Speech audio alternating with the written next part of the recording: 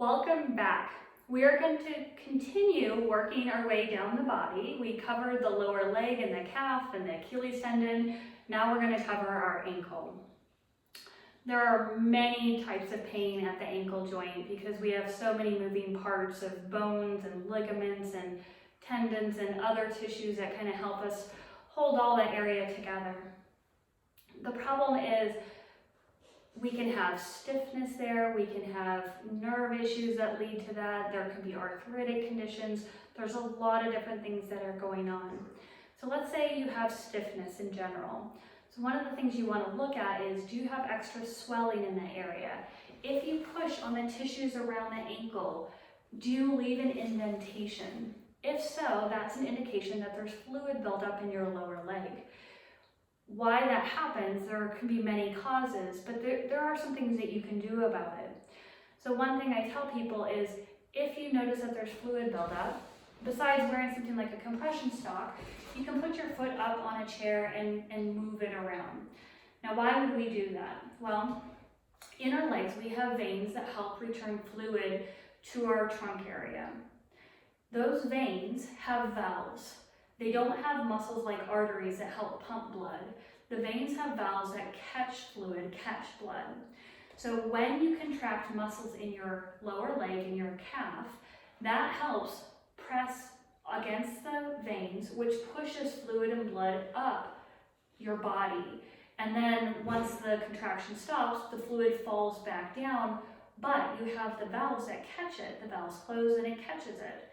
That's why people who have vein problems and have leaky valves, they get a lot of fluid in their lower legs, and often their legs turn like a reddish color.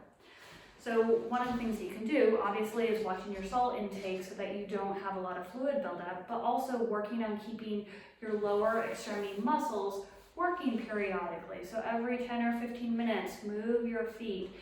If you're standing a lot, try to sit down and put your foot up. If you're sitting with your knees bent at an angle, again, put your foot up so it's easier, and then for fluid to get out of that area. When you have your knee bent, it's harder for fluid to get through that kinked area. So working on getting your muscles to move. Plus, movement in general is great for getting toxins out of an area and helping bring healing factors into the area to absorb any bad tissues. So what we want to think about is, if you have some stiffness, think about what you can do to help that, but then take it a step further. Okay, you have some stiffness, you have some ankle pain. Is it possibly related to how you position your body?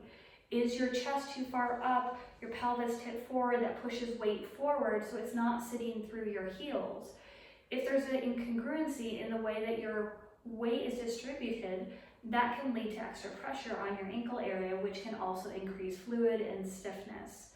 So those are some of the main areas that we think about if we're looking at stiffness. I'm sure there are many others, but when I see someone for the first time, this is what I want to look at. What are their habits? How are they positioning themselves?